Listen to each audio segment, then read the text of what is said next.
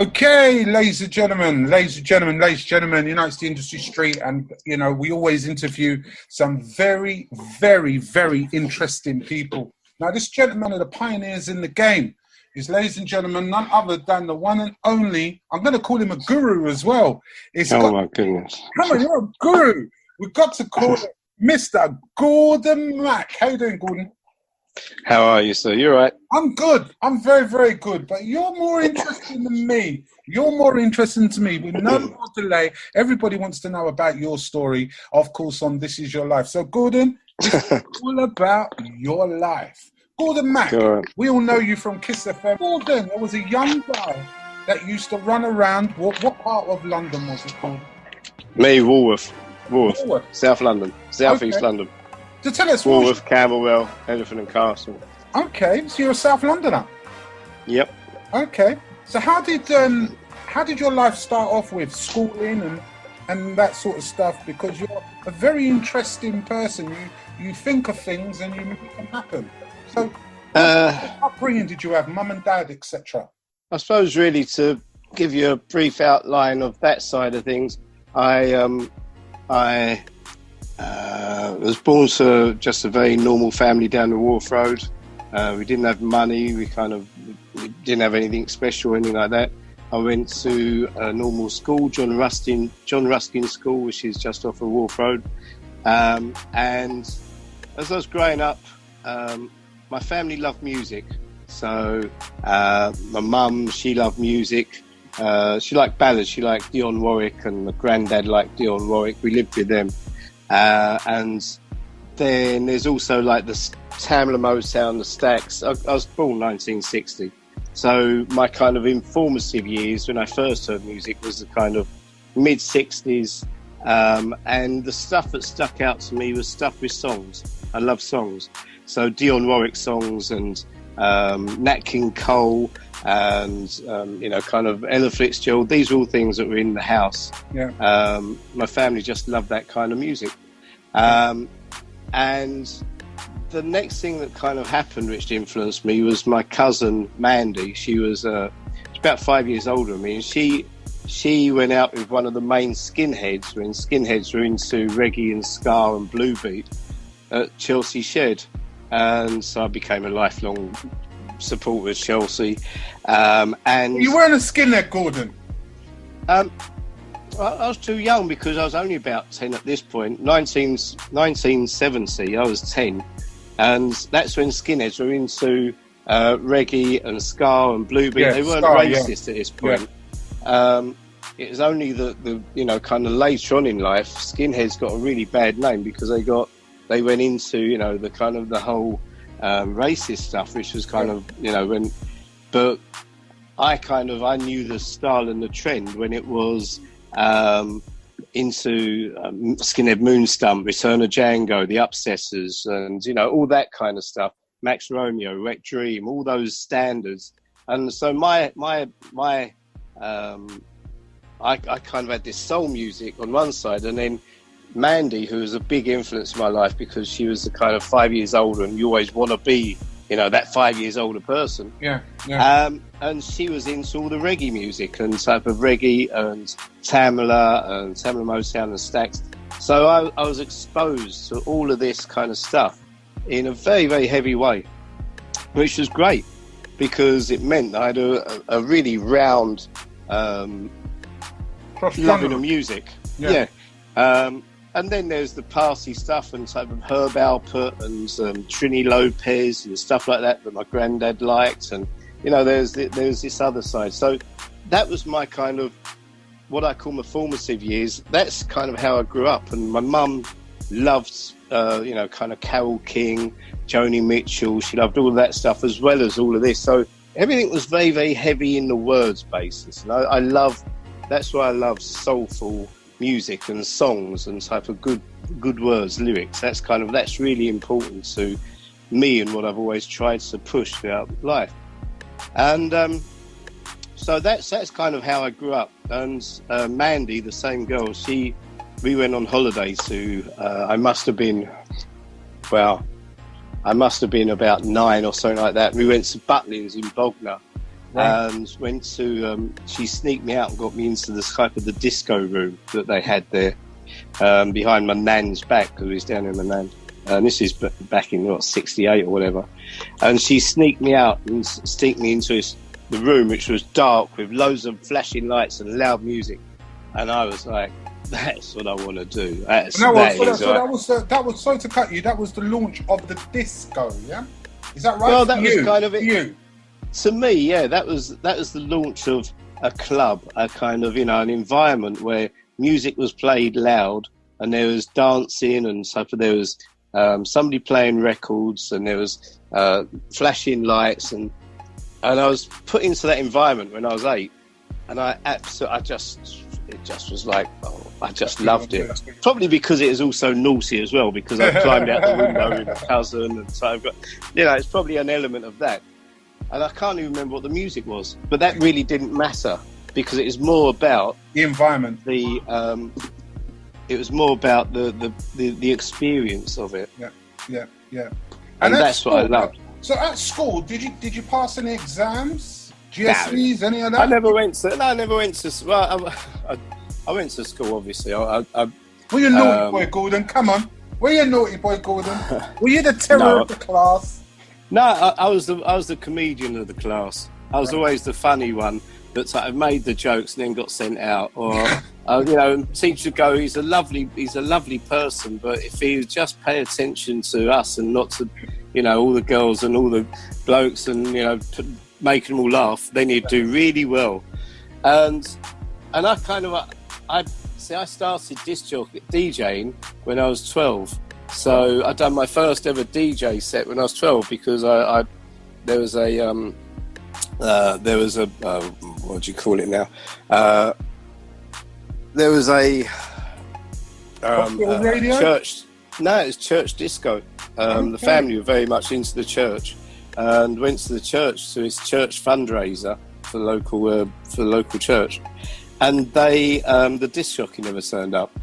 So they said, well, we've got a couple of old decks, and they got them together and put it through this old tannoy system. And I said, well, I've got loads of records, because I collected records, and I collected not only me buying them, but I collected my cousins. I'd nick hers, I'd nick everybody. If anyone had a record, dad's music and that. Yeah, it would all end up in my, and it still has even till today. Right. And so I went home, and I done my first disco then, which was absolute shams, terrible, absolutely awful. Because I wanted to play all my music, and they wanted to hear waltzes and foxtrots and kind of real pop hits and Hi-Ho Silver Line and all that stuff. So I then went and talked to the vicar, and he gave me a year's kind of grace to actually kind of DJ at any of the kind of fundraisers and all that stuff. So I owe lots to the church to actually kind of for how I started up my whole career, and that's what I've done. And I found I was probably charging about £2 a gig, and I went out, and my father, my dad, Cormac, he actually stood guarantor for me, because he could see that I just absolutely loved this. He stood guarantor for me, and I sold everything I had to get a £200 disco unit, which back in 1973 was kind of, to me, it was such a lot of money. It took me about 2 years to pay off, and I'd do a Saturday job. I'd work kind of doing these like little discos and stuff, and anything I could to pay off. And then I bought the big Citronic one, and I used to hang out with Clyde from MCQ down in Walworth Road. Right. He was kind of him and Baron, which was a friend of his, and I used to go out DJing with them, and I was a part of it. And I was a 14, 15-year-old. And then when I went to go back to school in the sixth, to try and get back in the sixth year, they went, no, we're not letting you come back to school. Wow. So I said, why not? They went, because you haven't been here in the third, fourth or fifth. You was always away. So hang on, Gordon. So tell me the secret. So you didn't really do school. You didn't pass any exams or nothing like that. But you're a very intelligent guy. Do you suffer from any anything like dyslexia or anything like that? Bit of dyslexia, yeah. Because I am. Dyslexia. I wasn't the, I still suffer with spelling as well, so, it's not, it's not, I'm not a brain box. I'm good at, if I believe in something. Yeah. And I am a marketing, I shone at being a creative side of things, and the marketing side and the passion of the music. My dad said to me once, he went, if you can earn a living, if you can make money and live doing something that you enjoy doing, you'll never work a day in your life. And I kind of took that with me all the way through, and type of it's still true. I love the radio station is kind of my passion, but it's not because I want to be a DJ on the radio. That's how it all started. Yeah, that's why I set up KISS. Because you didn't start with KISS, did you? JFM. Oh, okay, so yeah. No, see, I was on JFM. So I kind of in the early 80s, very early 80s, I wanted to be on DJ on the radio. I always wanted to be a DJ on the radio because I thought, I grew up listening to Kenny Everett and DLT, and so I've always felt and thinking, oh my God, the magic that they create on radio is just, so. And I grew up kind of listening to, because my mum gave me an old transmitter when I was transistor, not transmitter. Transistor radio, and years ago.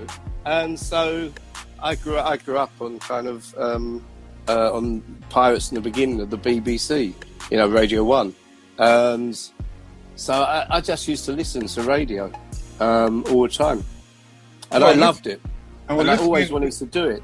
Well, listening to radio, as I say, that is another story to be told, because you were quite a pioneer as well. I mean, how did you manage? Of course, so you got a show on JFM. You had your own show for a little while, and then I was asked to do it. I was asked to do a show, and I'd done about 3 years on JFM. I used to do a couple of drive times a week. Started off with one show here and then kind of worked up. And then in 1985, they came off air. They came off air because they was going for a community license. Is this the 25-mile radius? Yeah, it was in 1985.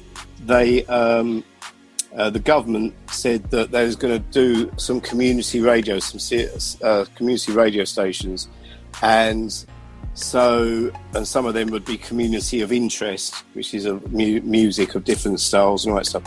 And so they asked the existing stations that were on air at that point, which was Solar, Horizon, LWR, JFM, Starpoint, I think they were on. I'm not quite sure, and most of them all came off to go for one of these licenses.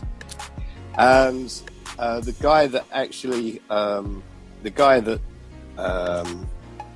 was running JFM, he said to me, if you get an opportunity to go on another station, he said, go on it. He said, because if we get a license, you don't really speak well enough for us to take you back on. I was devastated. I'd just done 3 years of it. So I said, okay, fair enough. So I came out of that thinking, well, don't care if I get a license or not.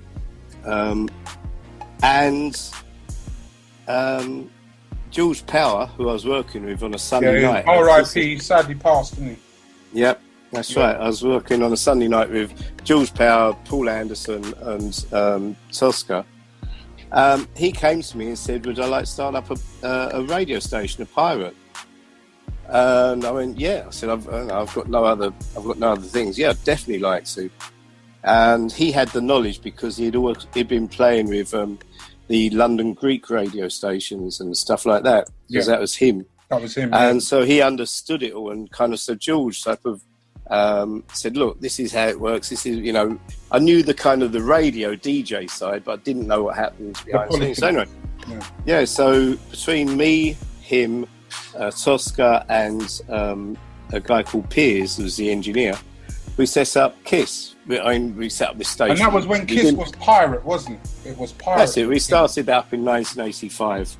Yeah. It took us till 1985 because that's when JFM and all the others came off air. They came off air in the beginning of the year, and so I didn't have a home to go to, as it were, a radio station home to go to. So he said that. So I said, great, let's do it. Let's kind of, let's do this. Let's do this station.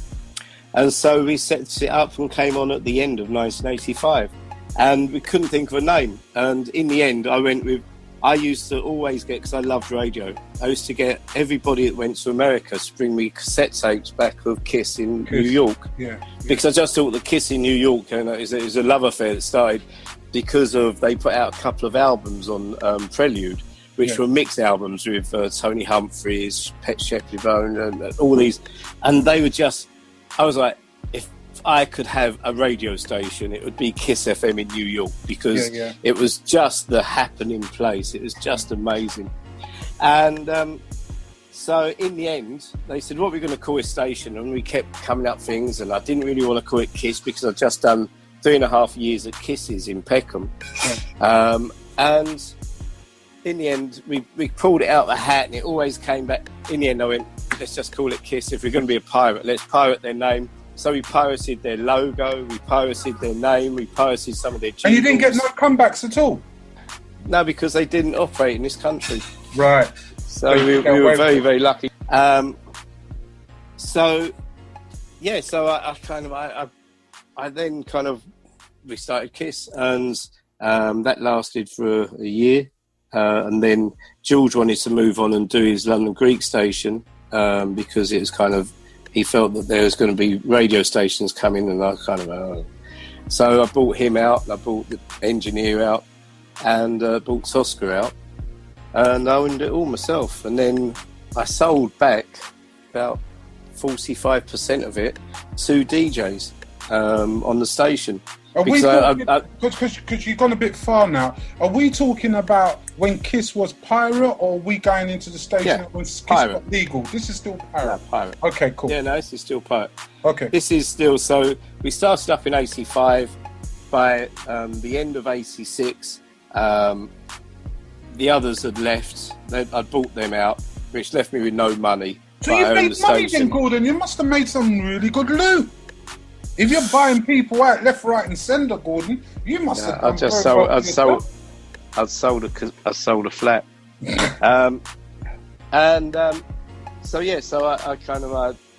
I invested everything into it. So, Gordon, ask me this question. Come on, be straight. How did you make your money then to buy people out? That was from a flat. That was from selling a flat. I'd sold a flat just. And so I bought everyone out, but it left me with no money. Right. So after buying them out, and we're only talking a couple of grand here, it's just.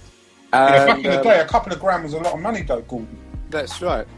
And then I didn't have any money to buy any transmitters. I had absolutely no money left.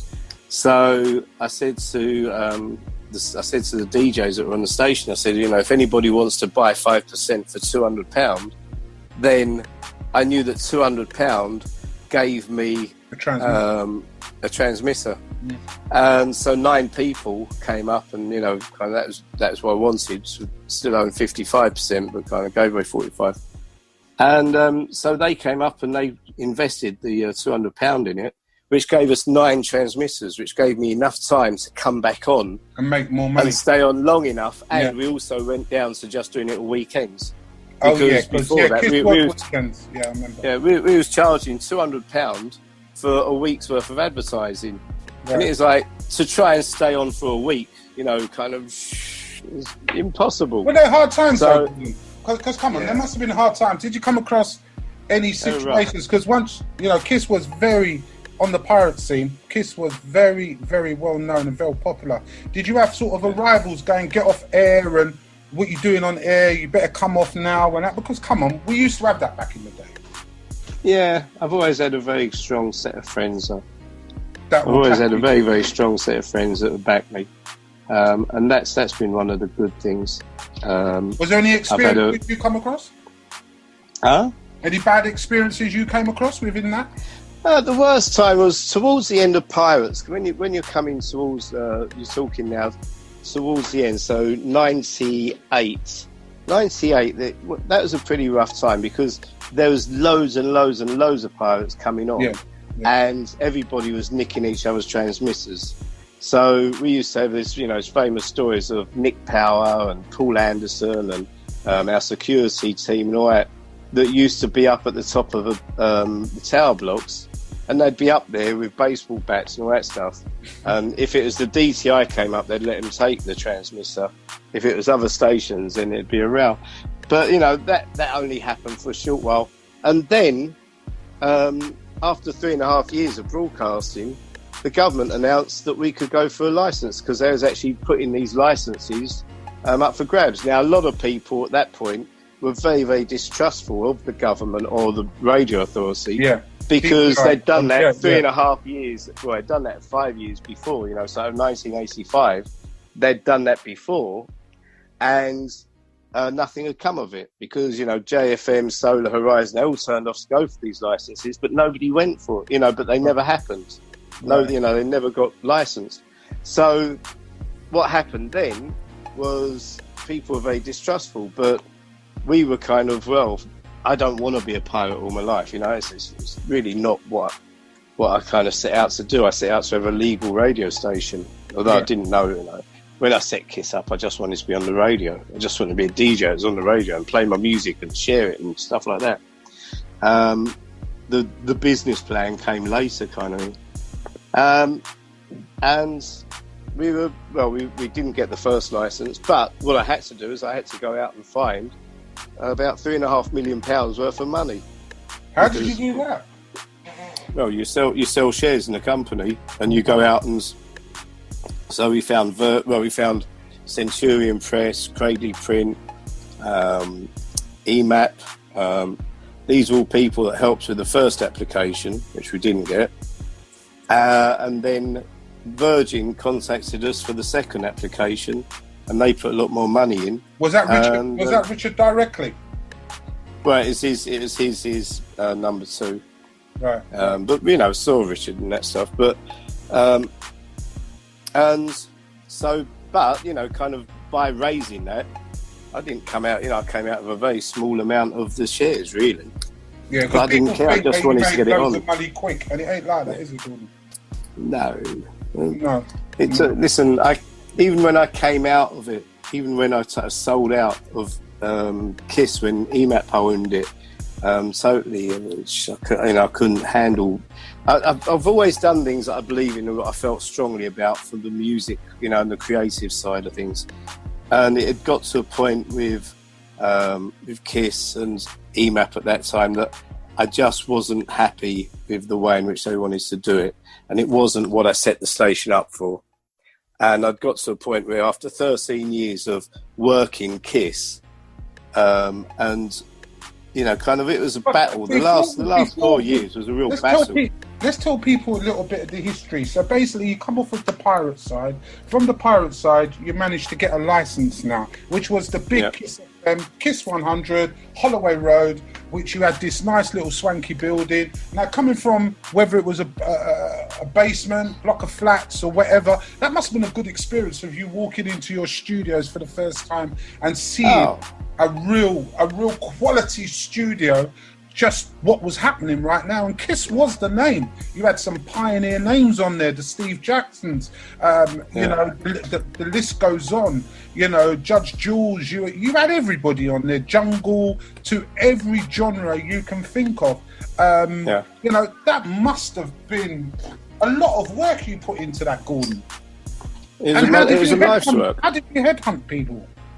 Because I know a lot of your people from LWR as well, wasn't there? We just I had a very simple rule. It was, if they could add something to the station musically and actually bring a knowledge, a talent, you know, whether it's mixing or whether it is a style of music or it is a knowledge of that, or it is then, you know, we'd love to get them involved. And it was always a station which wasn't just aimed at reggae or just aimed at R&B or just that. It was a full range music station, a bit like what My Soul is today, for people that just enjoy a broader taste of music. So if you like a bit of soul and you like a bit of R&B, like a little bit of hip hop, like a bit of house, bit of, you know, jungle, whatever, then that's, you know, kind of, that's what it was a station for people like, I mean, really, it was set up for my kind of tastes. So basically, that's what I like. It's really set up for when you're at home listening to music. Yeah. Turn it on and listen to what you say. And I can listen to it any time and go, I love that. Yeah. Wow.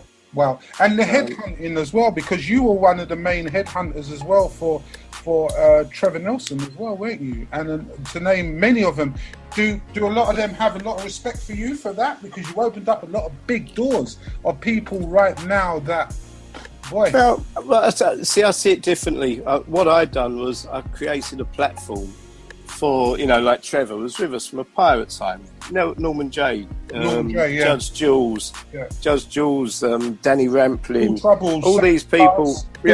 R.I.P. That's it. Again. I know, but I'm my best friends.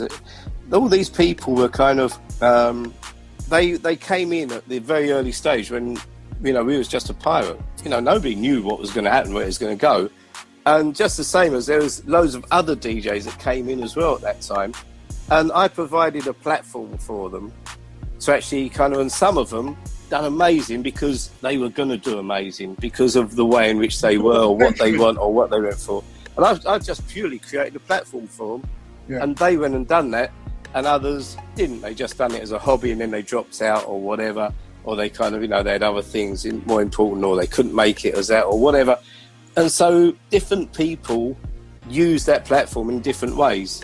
But at the end of the day, to me, it was a platform where, we had the first spoken word program, which was called The Word, with Lisa Anson and Tony Facides and stuff like that. And, Echo, who's now, very, very successful in the type of arts industry. And we were very lucky that I was able to pick. I had loads and loads of people coming to me, and out of the hundreds or thousands of people coming to me and saying, I want to be part of it, I was lucky that I was able you rejected me. You rejected me when I wanted to give an up spot. And you said, I didn't want to say that. Yeah, go on. Sorry, I had to get but that's the case. All I'd done was I provided a platform for them, and some of them went on to do amazing things, and some of them went on to do it as a hobby.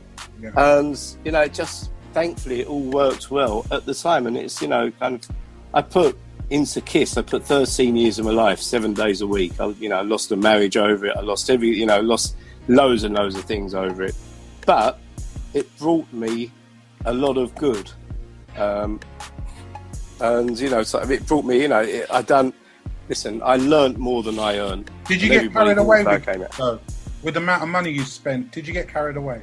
And if no, because I was never allowed to spend a lot of money because the finance director there was so. I put in somebody, my finance director, who's still my business partner today, Martin. And he was the finance director for the early years. And, the whole point of him, I never touched money because I get paid a wage. I never touch the money purely because I can spend money so easily. I can, I can spend money on, if it's a gig, I can overspend on events or acts or, type of DJs or whatever. And that doesn't make a good business person. Somebody, you need to, and I'm not good with the money side. So that's why Martin has always been there. Controlled you. And he's controlled everything and anything. So to the point where I now kind of understand, although for years I hated him, even though I loved him because he's my business partner and he's my finance director, and he made sure that, I read a book years ago, Richard Branson, when he was young, used to go out to every meeting with a lawyer and an accountant. And the lawyer would tell him whether he's going to go to jail, and the accountant would tell him whether he's going to make money. And I took something out of that book because I took something from that you need to have, and Martin has been kind of both of those. He's kept me on the straight and narrow and kept me kind of legal and kept me kind of so that, if we do that, you don't forget to add in that you've got to pay VAT on that and you've got to pay this on that and you've got to, and whereas I go, we'll do it and it'll be fine. But are you saying, Gordon, without Martin, you would have definitely fallen over the edge? Could well have done, who knows. Thankfully I found him. He's a very big part of my business. That's good. And then obviously running. He's my yin to my yang. You know, I'm creative. We have a good understanding. I'm the creative one that has an idea or has a kind of a passion for something. Thankfully, he loves the music as well and kind of, you know, gets it. And so I have the idea and I have the power and the passion and the drive and the kind of the people skills. And he has the, that'll work. No, that's going to cost too much money. If you spend that, you're never going to make anything. We're going to end up losing money. Gordon, stop now. That's kind of his role. And it's always been his role. Well, then after Kiss as well, you know, you dabbled in a little bit of colourful radio. You actually, well, you know, when everybody found out, you know, Gordon, he's a part of colourful radio now. How did that come about? Because you sold, obviously, Kiss FM. Well, I came out of Kiss FM. Why did you sell Kiss, though? Because you could have still been where they are right now. You don't think so? No. No, because it become a PLC station. It become part of a PLC company by then. So you don't own, you just own shares in the PLC company at that point. And it was owned by EMAP PLC. And EMAP was one of the biggest publication companies, and they owned quite a sizable radio market, so people which they really then sold to Bauer. So people really don't know the politics behind. They see a building, they see someone fronting it, but it don't necessarily mean it's all theirs. It's all front. Totally front. I mean, it's totally kind of, you know, I owned about between 5 and 10% of Kiss. So let me ask you a question. Was that your choice? Because Kiss was yours. It was. Well, but it would never have got legalised if I hadn't sold. Yeah. To actually become a legal radio station, you can't do it unless you've got the big money to do it. Right. And I'm glad you said that, so people can understand what's behind that closed door. Just a pretty face. It's also about what goes behind it. There's so much that goes on behind closed doors that people don't see or don't get. But you can't go out because of business politics and confidentialities and everything else. You can't go out and say all this stuff. But it's kind of, you know, and so people do get the impression, oh, Gordon Mackey had loads and loads of billionaire or loads of. But quite honestly, it's nothing like that. I thought that it was more important to get Kiss legalised, and to do that you needed to have the kind of deep pockets that they supplied to actually get it legalised, because even with that, it gave me more than I'd ever have got without them. I'd still be a pirate, man. Right, because you didn't and I didn't want to do that. Because you didn't have the finance to back it. No, that's right. So going on, Kiss FM, obviously, you put that to bed, you sold it to EMAC and that, and then all of a sudden now, this colourful radio popped up. How did that come about, and why did you decide to drop off with Kiss and jump into colourful? Well, what happened was, when I came out of Kiss, I had a rest. I actually went and done a lot, because 13 years of working 7 days a week, and I wanted to have a rest. So I had a total rest. And then me and a couple of partners, Ald, and Nick, we bought a bar in Brixton called Z Bar, and so we done that for 5 years, because you think when you're, it was all okay, kind of being semi-retired and not having anything to do and not being part, but I was bored. I needed to do something, so we opened up this bar thinking, we'll just drink all day, and it'll just. And anyone that's ever owned a bar or restaurant or club or whatever knows that isn't the way forward. But I've done it for 5 years. I enjoyed it, but it wasn't the life I wanted to live, because I didn't want to be out, 5 nights a week or 6 nights a week, standing in a bar. Although it was great. We had a restaurant, we had the disco, we had jigs down every Friday night, we had mystery, we had all these different people playing down there. But it was kind of. It wasn't really for me. I've done 5 years of it. I fulfilled a kind of a fantasy that I wanted to do it. It was great fun, but it wasn't really what me and my wife wanted to do at the end of the day. And also the recession came. That was a great kind of thing, you know, recession, and my liver went, you've got to stop drinking. If you drink any more Jamesons, then seriously, we're going to fall out. So you had a drinking problem then, did you? No, not a drinking problem, but you just drink too much, and it's more than... I've always done everything in, as my nan used to say, everything... what's the actual words she used to say? I'll think of it and come back to you on that one. Everything in moderation. Moderation. My nan used to say everything in moderation, and that's what I used to do. And so I, kind of. But when you're around drink all the time, you drink more, and you just drink, and in the end, you kind of get, I'm just fed up of it, and I just didn't actually enjoy it. I got to the point where I didn't actually. I drink kind of at the weekend. I'll have a beer or kind of maybe a brandy or whatever, but I'm not a drinker, kind of, don't get me wrong. If I go out and party, I can drink. And you can... If I go out and party, I'll go out and party. Yeah. But I just don't do, I've got a 5-year-old now, so I don't More smoke, I don't, and also I've done a lifetime of sort of partying. And so, I'm 60 years old now, I want to relax a bit and just chill, and I kind of enjoy the garden. Huh? All that drink and all that, you still look good at 60. I'll tell you. Yeah, I know. My wife thinks I've been pickled. Oh, wow. So going back to... So let me explain. So, well, I came out, we'd done the bar in Brixton, and a guy used to come in there regularly called Henry Bonsu. Really lovely guy, intelligent guy. BBC, wasn't he? That's right, he was on the BBC for a while, and he used to come in and say, Gordon, I'm involved with this station. He said, I'd love to get some advice from you or whatever. So I said, I'd had enough of radio at that point, because I got very, very upset about radio, because the new owners, the radio, the radio authority let like EMAP chuck away this promise of performance, so they could play anything they wanted, and I could see what they wanted to do with it. It's not like a Capital Radio right now, isn't it? Kiss is That's not right. like it used to be back in the day. No way.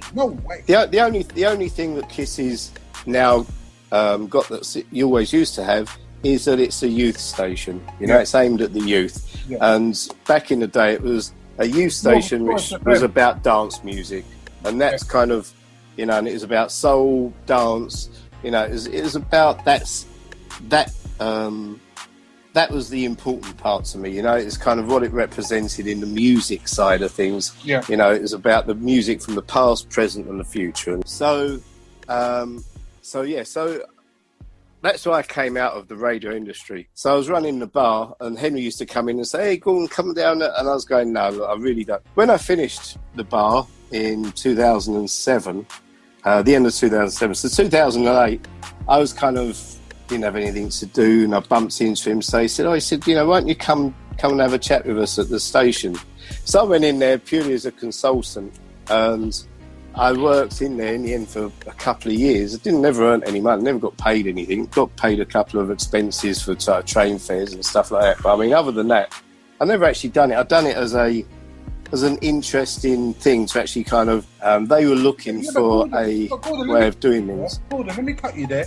You were all over it. Everybody with your name on it wanted to come to Colourful Radio. So you branded your name all over it. Why would you do that and not be getting nothing for it? Is it just for the love of radio? Yeah, it was just... And I was testing something out because... Okay, so the first thing I'd done, first of all, was when I finished at the bar, I sat at home and I thought to myself, what do here's a very, very, very kind of quick synopsis for you, what happened. We came out the bar, myself and my wife, and we went home and we said, right, let's have 3 months where we don't go out, we just totally chill out, we get everything that, for the last 5 years, we were out 5 nights a week and drinking, socialising, partying and all that stuff.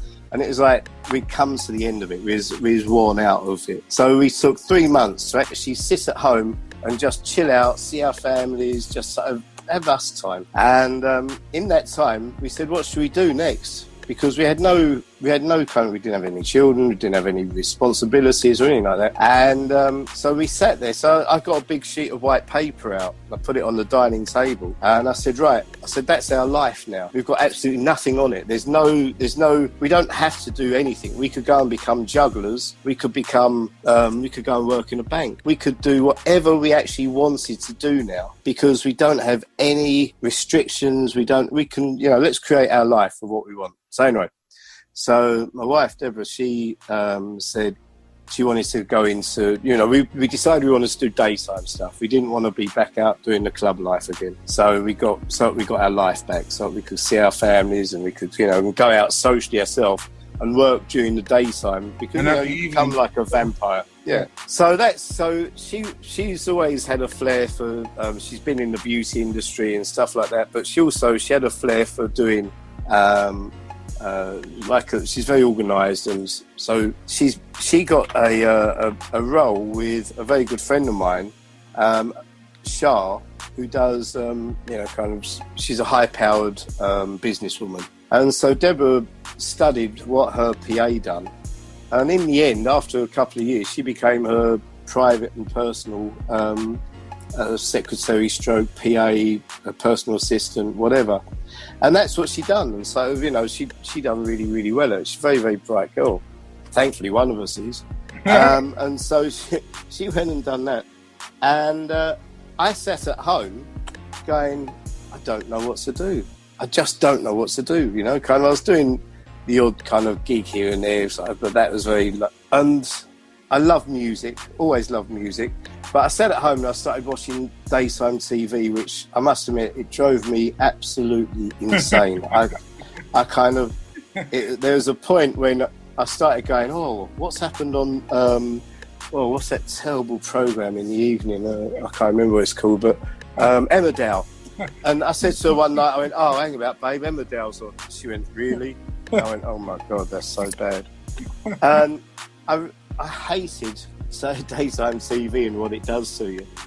So I started, and I was missing music. So I started listening to the radio, and I couldn't find a radio station that played what I wanted to play. So I thought to myself, okay. So at the same time, Henry kind of got back in touch, and so I went in to see the Colourful Crew, and I said, okay. I said, well, I'll do some work with you and help you.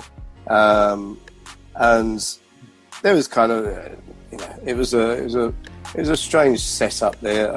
But I went and helped for a while, and at the same time, I kind of started researching, and what they wanted to do wasn't what I wanted to do. I came up with a strategy for a radio station, and I put it to them and said, are you interested in doing this?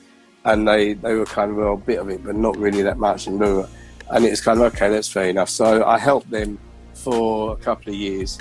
And then after about 3 years, because they'd been promising there's going to be money coming, this and that, and nothing ever happened there. And so I said, okay, that's fair enough. That's totally cool. I'm going to go off and do my own. Is that because of their marketing skills, or was that because of they didn't listen to what you had to say, or is that because they just wanted to have a different audience. They wanted to have a different audience to the kind of audience that I was looking to go for. Right. And which is fine, it's kind of, so I said, okay, well, I'm going off to do this, which after 3 years, I'd kind of built up a roster of DJs that kind of, from Mastermind and people like that, and Stretch and, all these different DJs. You actually gave me a Mystery, show. Paul Anderson. Oh. That's right, I did give you a show there. And so then I kind of got to the point where, well, it's time now to actually go and set it up myself, because they wanted to go one way. I wasn't into that. It wasn't really me, and I wanted to go and do the other way. And so I went off and set up myself. Were they peed off that you disappeared? I don't know. I mean, me and Henry are still very good friends. Henry's a really lovely guy. The guy that owns it, not so much, but then he never really stays friends with anyone. But I don't talk bad about anybody. And he wanted to do a different style of radio station, and that's fair enough, and that's no problem. It just wasn't. It's not what I'd be capable of doing. You're talking about Kofi. Yeah.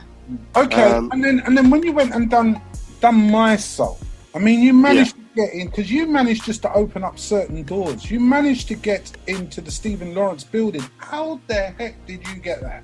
Is it because of your being a guru of Kiss FM? Is do you reckon that's part of it? No, there's nothing to do with that. So basically, Tosca, who was part of My Soul at the time, and another person, which is Paul Trouble Anderson. His sister is married to a guy called Paul Anderson, who's a preacher, who's a pastor, and he was running Stephen Lawrence Centre at the time, and he contacted me and said, would I like to come down and kind of heard you starting up a new radio station, because we started it up and it was just beta testing. It was just back-to-back music, which was coming from a dining room table in the house that we lived in, and it was just sort of, we just had this idea and we started, and because I looked at all the DJs that I'd love to have on the station, and I contacted them all, and none of them were working. So I said, right, lovely, let's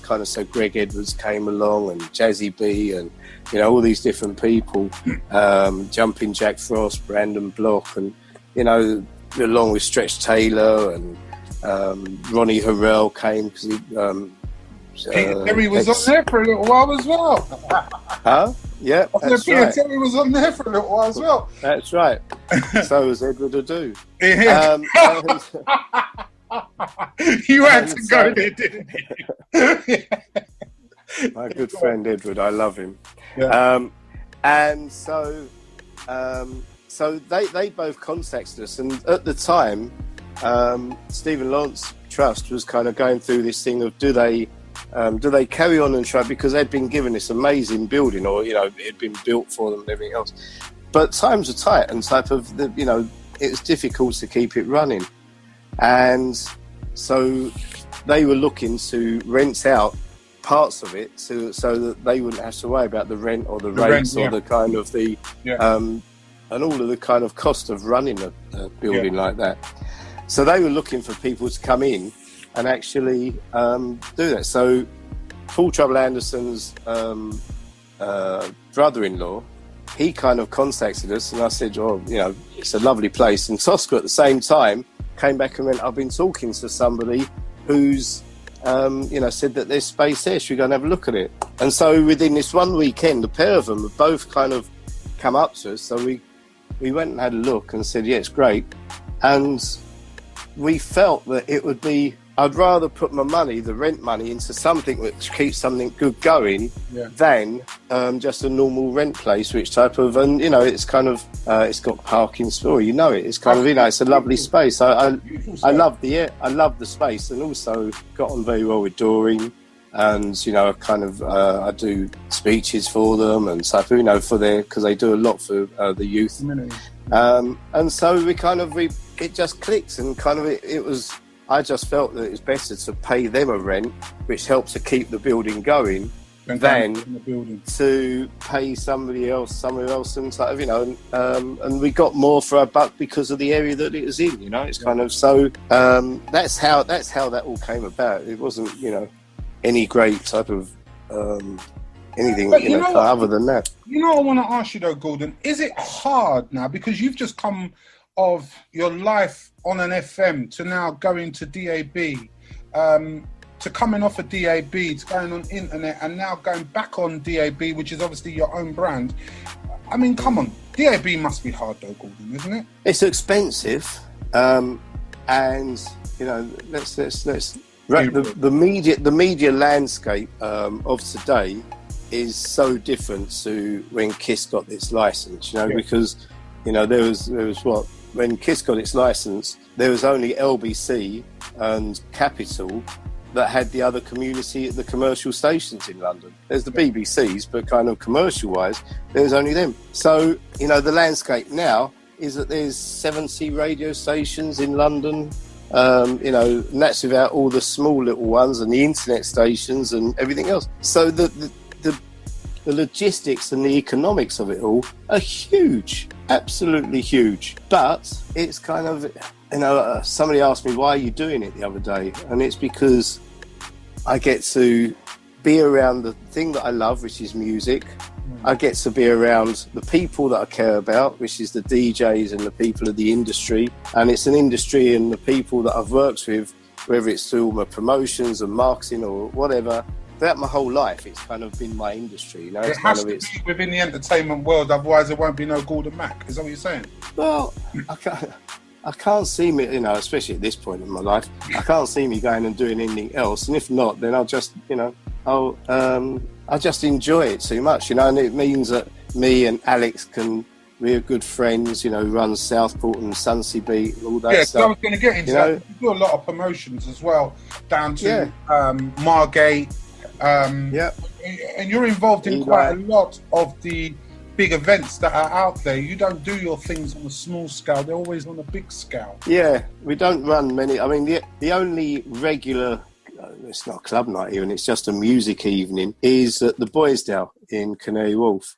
And we've been doing, now that it's all stopped obviously because of the lockdown, but we've been doing a Friday night at Boysdale in Canary Wharf, which is a great place, and that's the first place that we've actually done a weekly regular, and it's not too big, it's really classy, it's really nice, it's smart. Yeah, I think it's somewhere you can go. Some play there sometimes, don't they? That's it. They play on a Saturday. Yeah. And they have kind of good artists playing down there, and it's a really lovely place with really nice food.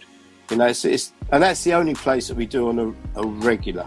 That's good at the moment, though, with this lockdown, isn't it? At the moment, not doing anything. It's kind of it's an awful. It's terrible. What do you make of this lockdown? Before we go more into this, I think, I know how bad the actual thing can be because myself and my wife had it, and for 4 weeks. Yeah, for 4 weeks we were really ill. Did you have breathing problems? Yeah, it's terrible. I mean, I cannot. I'm not one to talk about illnesses and stuff like that, but I have never, ever experienced anything like that. So when people say, because I don't know anyone that's had it, I don't care. And, Bobby and Steve, which are two very good friends. Yeah, they had it, didn't they? Bob and Steve, I heard about and one of them's still in hospital now, I believe. Oh, you're joking? Ronnie had it, he was in hospital. James Anthony was in hospital for 3 weeks. Oh, wow. It touched a lot of people. Ty, the rapper, passed away with it. And he was one of my. I love that stuff. I really, please do. Wow. But Ty, I love that guy. I just thought that he was Britain's best rapper. I just thought he was excellent. So what do I think about it? I think I've taken it very seriously, purely because we were ill with it, and I don't want to. We've stayed pretty much locked down. Yeah. Because I don't want anyone else to get it, and I don't want a second spike and stuff like that. But we just got to sit back and wait and see. It seems to be going down and down and down. So but My Soul Studios have been locked down from a week before the lockdown happens. Are you letting everybody do it from home now? Then everybody's pre-recording or doing it from home. Yeah. Like Ronnie's still doing drive time from home. Yeah. And we're having voice tracking shows, and we're having pre-recorded shows and stuff like that. And we only have about, I think, across the whole week, there's only 6, maybe 8 people that go into the office. Right. I'm on lockdown, kind of everyone is. Right. Because I've taken it seriously, and kind of, it'll be interesting to see what does happen, because it is. Because everybody's taking things right now. Everybody's sort of getting back to normality, and it's the right time to go to normality right now. So there's massive risks out there right now. Well, this is where we'll see whether there's going to be this second spike, or whatever it's called. Now, going back to now, My Soul? Because I know you've always got things up your pipeline. I know Mr. Gordon. I've known you for many years. But Gordon, is it My Soul now going to be that's the baby now, or have you got other? Because I remember you were talking at one time because you had TV, you had Kiss TV one time, didn't you? Yeah. No. And then what you've done, if I remember, with My Soul, you've created about another 3 different radio stations in that one building with different genres. Tell us more about that. Yeah. Well, you've got My Soul, which is a kind of the baby, the main type of hub, the main central hub. And then we've got My House, which is what it says on the tin, non-stop house music, with, kind of everyone from Adamski to Judge Jules to DJ Spence to Richard Earnshaw, so Good British People, Full Intention, all, a really wide range, but it's non-stop house music, 24 hours a day, 7 days a week, and that's purely online. So these are all just online, and then there's My Grooves, which is Mystery. Mystery runs that, and he runs that, and that's rare groove, bit of neo soul. It's mainly just grooves, it's kind of a bit of a revival, lovers rock, stuff like that. And that's really, at the moment, that's just back-to-back music. That's just purely back-to-back soulful music, kind of stuff that's that rare groove and that kind of that lovely stuff. And then there's My Soul, which is are you going to have My TV as well? I won't put it past you. I don't know. Yes, you do. My TV. He's saying now, Peter, you've just given me an idea. Nah. I mean, we've played about with it. We actually got a My TV or My Soul TV channel, which is ready, but it's kind of. Would it be more for broadcast? Well, when you got people like MTV that aren't actually doing music videos and stuff like that, and it's a bit has been. So you kind of go to the live TV, but you might as well just do that with My Soul, the radio station, and just do live streams of the actual DJs. So, and I think that is how there will be a certain amount of the future will be put into that kind of thing. Yeah. There's a thing I do. First, I want to ask you, what made you decide to do dreadlocks? I was, when Kiss was a pirate back in 1986, 87. Well, it was 1987 that I started, but it was 88 that they kind of, and it was the funky dread movement. Everybody had dreads, and I'd always loved the look of dreadlocks. And we was in Camden. Our offices were in Camden at that point. The Kiss FM pirate offices were in Camden, and we was right next door to Patrick Lilly and also to Jazzy B and the side of the Soul Pit. There was on the next street. So he was always in and out. And dreadlocks was just everywhere. Everybody, all of my friends had them cut. And so I started just locking up for the kind of just to see. And also laziness, because of why I was doing and stuff like that. And it's just never, I've just had them ever since. Just grown them, because they're long, man. Gordon's locks are long. God. Yeah. There's not as many of them as there used to be, but it's getting thinner as they're getting older. Yeah. So, Gordon, what would you like, before we get into a little bit more of a deeper side, what is it that, I'm going to put 3 questions to you, and I want you to answer them all properly. I'm going to ask you first, we have a thing called the good, the bad, and the ugly. So we're going to start with your career. I'm going to start off with, what's the good parts of your life being in the music, entertainment world, in the business, being a guru as you are, and the amount of achievements that you've managed to fill. Give me your goods first. Well, the good has got to, the goods or the best has got to be when Kiss got a license, because we worked for that, and it was just the most, no one ever thought we'd do it. I never, you kind of, you believe it and you try and work the hype. But when we found out that we actually did have a license, and then we kind of, then the next good was when we launched and we had a license for 20,000 people on Highbury Fields, and 140,000 people turned up. And that was it was getting the license was the stamp from the kind of official government going, okay, we'll give you an opportunity, we'll give you a chance. And then getting 140,000 people on Highbury Fields, where it should have been 20 to 40,000. That was the common.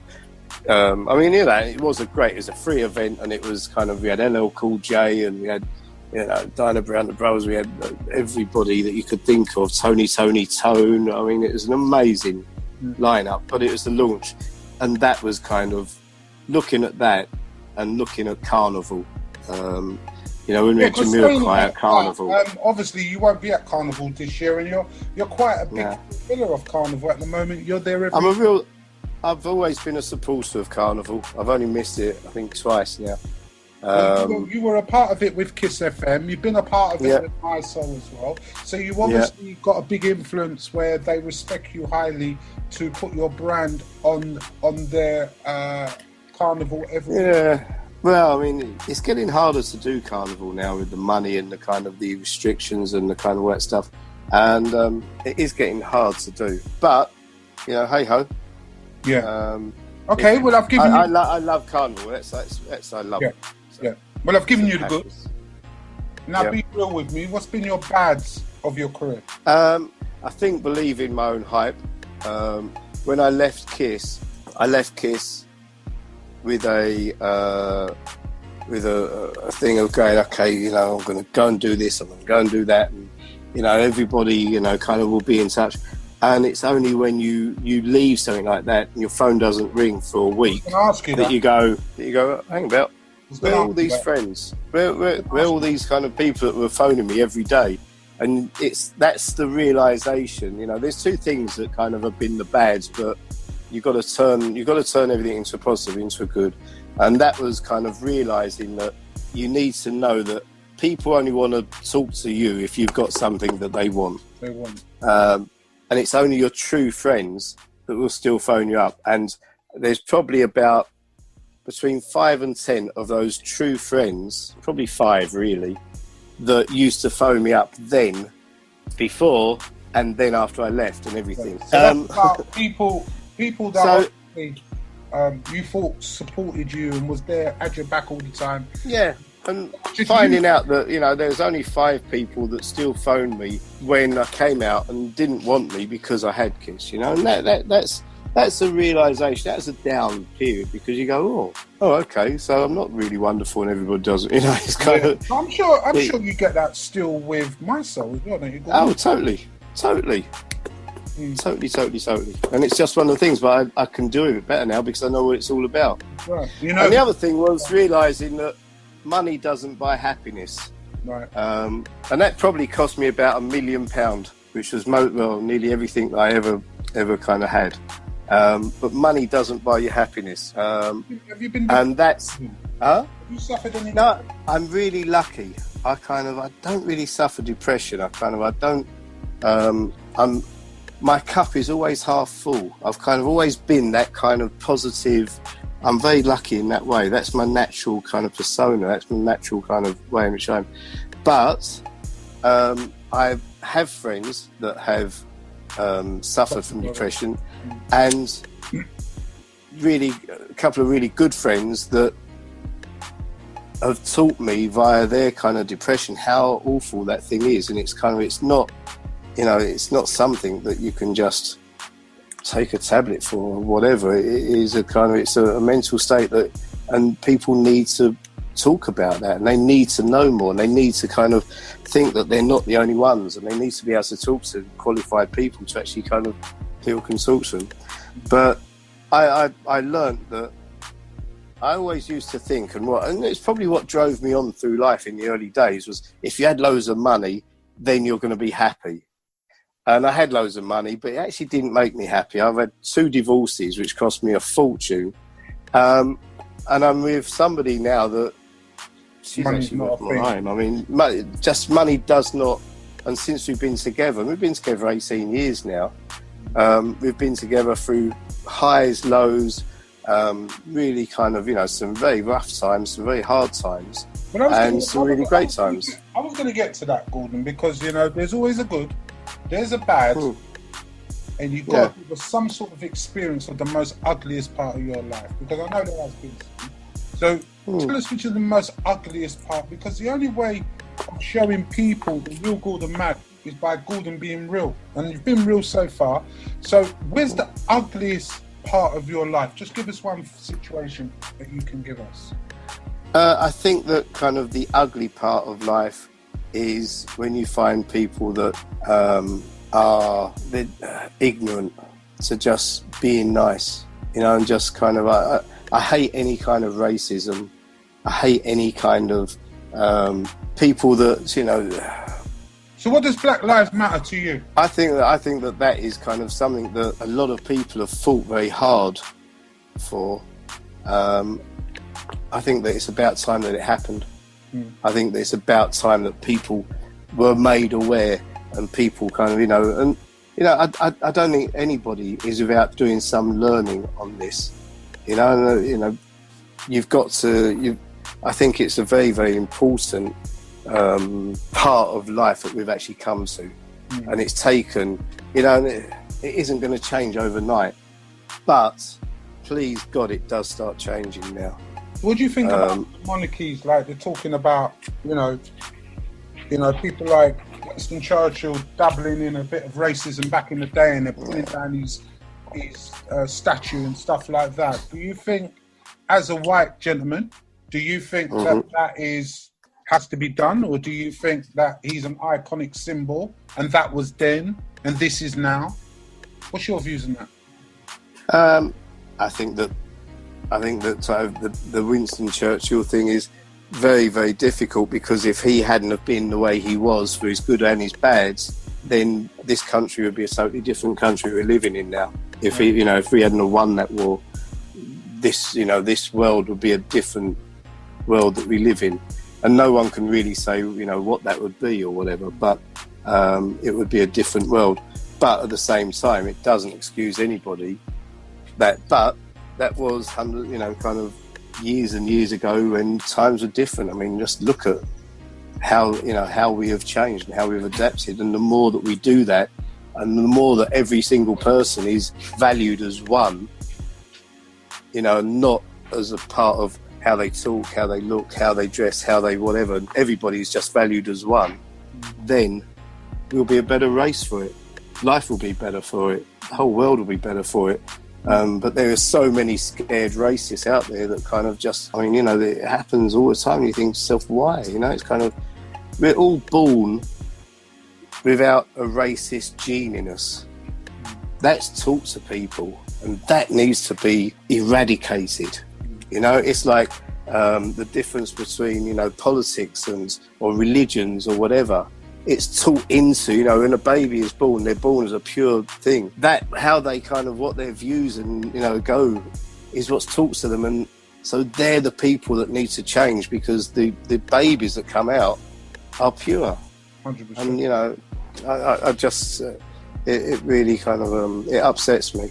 And we got a long ways to go still. And there's, you know, on every side, you know, it's kind of, I know Gordon Mack's a very busy man, and I really appreciate this interview. It's been tremendous to hear really about what Gordon Mack is about. But is there anything, if you could, that you would have changed of your life, that you'd say, oh, wish I never did that? Or do you think everything's been a learning curve? I think that if I'd have changed anything on my life, then I wouldn't have been where I am in this happy, satisfied state that I'm in at the moment. Right. And, you know, there's been some ups and downs. There's been some kind of real good highs and real good lows and stuff like that. But if any of that had been, you know, different, then I probably wouldn't have, you know, it's like saying, oh, if I knew now what I knew then, I feel, you know, it's like you go into life and when I was young, I was kind of fearless and kind of, yeah, let's do this, let's do that. And it's by making those mistakes that make the person that you are. So, no, what's his, Coke Escovada sings, I wouldn't change a thing. To finish on a song note. What would you like to achieve before you hang your gloves up, Gordon? And I know you got a few things on your mind, bruv. You're only 60. No, that one's, I'm really quite happy, actually. So My Soul, that's it. my soul all over, and then you're going to hang No, up. one would love My Soul to become, kind of a multi-million-pound station rather than a station which is hanging on, and kind of just fighting to get through and stuff like that. Like, it'd be wonderful. Has there been times on My Soul that you said to yourself, you know what, this can't go on, man. This is just too much right now. No, that's the whole fun of it. That's the whole fight of it. You've got to have a fight in you. You've got to have that kind of... There's a lot of money, advertising-wise and all that. It really keeps My Soul going. Because I know DAB's blimming hard. We struggle through. We kind of, we're not type of... it's like all businesses, you kind of... We've been live now on DAB for 5 years this month. And when I just cut you there, you have got the official license for DAB, where the other ones have been given licenses, right? Why didn't you go with the one that got given licenses? Because there was a few licenses that were given out. At the end of the day, DAB it's a thing that there are small DABs. There's never going to be any more. We've got the big London wide one. It goes to 12 million people, and that's what you pay a lot of money for. But it means that you've got a good signal throughout the whole of the M25 and 5 miles around, if not more. And it's kind of it means that you can go out there and get national advertising as long as you do your radio, and it's the whole radio game. And if you're going to be in it, you might as well be in it to do it properly, rather than just play about with kind of little bits. And it's not easy. This isn't easy. But it would be lovely to think that it could kind of really blossom and grow. Our Facebook likes are going up. We never buy any. They're all kind of natural. They're all sort of true. And we like to... It's... As I said to you earlier on, somebody said to me, why did you do it? It's because I can't think of anything better I'd rather be doing, because I'm involved with music, which is what I love. And I'm involved with DJs and events and stuff like that. And it's just... there isn't a better career for me to have. So this is great. You haven't dabbled in no agency. You haven't dabbled in no artist or something like that. For somebody with culture, I've never made a record either. Yeah, why? Why didn't you touch into that? Because that's another... It doesn't turn me on. Being in a studio, a load of people listening to the same bass line over and over and over and over, and going, oh no, I don't care. It doesn't bother me. Just give you product. Play me a record, or play me 10 records, and say which one do you like, or which one do you reckon will make people dance on the floor. Then kind of I would have an opinion, and that's kind of interesting to me. Give me a DJ in a studio that can do a show, and kind of do a good show that's interesting and all that stuff. That interests me. Yeah. That's kind of, if I can live out for the next 5 years or so doing this and then retire, I'm kind of quite happy with that. Gordon, before I let you go, because I am going to let you go now, I just want to ask you really quickly, what do you think of the state of radio today? I think it's exciting. I think radio is exciting. I think that kind of, it's like technology. Technology and radio and all this new stuff. It's an exciting time. I go around and do quite a few talks in schools, and kind of always ask them, does anybody here know what pirate radio is? And you'll get about 5 people that put their hand up, because the kids of today, the kids in school, they don't know where it comes from. They don't care. All they care is that they get pinged a song from their friends, or kind of sent to them, and they go and listen to it and they like it, and kind of it's all disposable, and they don't own any records. They're Spotify'd up or whatever, and they got massive record collections. They don't own any of it. It's all just kind of Spotify or whatever. And it's a new world, and they're going to be the people that in 10, 15 years time will be running the country. So this country's going in a exciting way, but kind of also a scary way. So if somebody, this is the last question, if somebody wants to start up a radio station, I say don't. They want to you know that. start up a radio station. What advice, or someone wants to get in the music business, what advice would you give them? Only do it if you've got love, and you can survive in other ways. And I've got one other greatest high. Go on, mate. I got to 54 years old, and had my first child at 54, and that has been the most rewarding, amazing experience ever. She's 6 now, and that is probably tops everything else. When I was talking to you earlier on about kind of what, the highs, that has probably been the high of my life. So have a child. She's something which I never thought, my wife never thought we'd ever have. And she's come along and she's amazing. Congratulations. See you later. Well, Malcolm, I've known you for many years. You've been my friend for many years. I would like to say, without further ado, this is all about your life. And on behalf of SD Media and the Real Deal Network show, we'd like to present you with this trophy, which I will get to you. But thank you, Gordon Mack, for your time. Thank you. Thank you. All right, Keith. Brilliant.